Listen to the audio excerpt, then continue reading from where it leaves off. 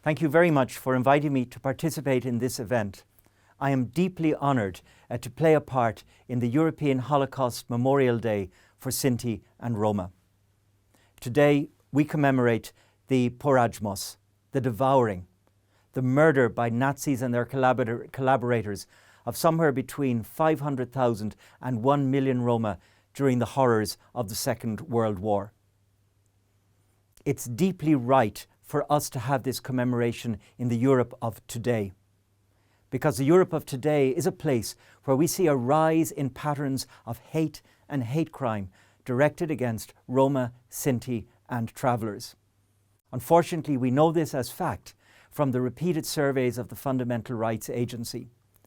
We also, to some extent, know it from official data, albeit the levels of reporting of acts of hate, harassment and so forth is very low. Less than 1 in 10 people report these acts in some places and some situations.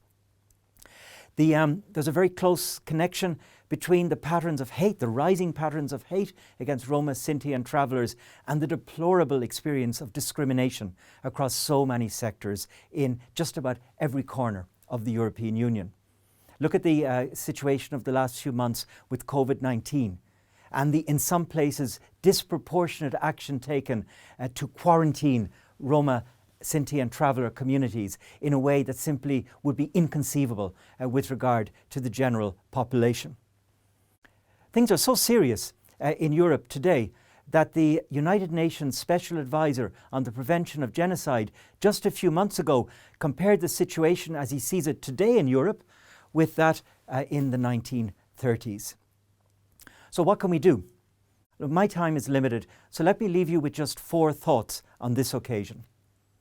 The first is a kind of a baseline, and that is law. We're not demanding favours when we ask for justice and equality for Roma, Sinti and travellers. We're asking that fundamental human rights be honoured and respected, and never shy away from this. We're simply demanding rights and entitlements, not favours.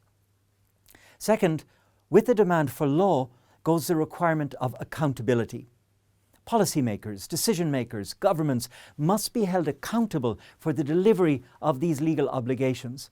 And those individuals who cross the line of law, such as hate crime law, they must be held accountable. They must be prosecuted. Third of my 4 points is that we must acknowledge, celebrate and build awareness of the extraordinary diversity of the Roma, Sinti and traveller communities and of their history.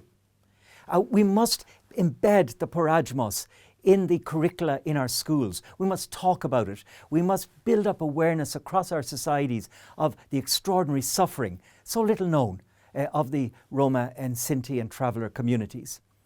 And fourth and finally, and it follows very closely from what I've just said, we must recognise that the problem here is not within these communities. The problems are in our societies, and we must invest heavily and deeply in eradicating the prejudice, the bias and intolerance which is so prevalent today.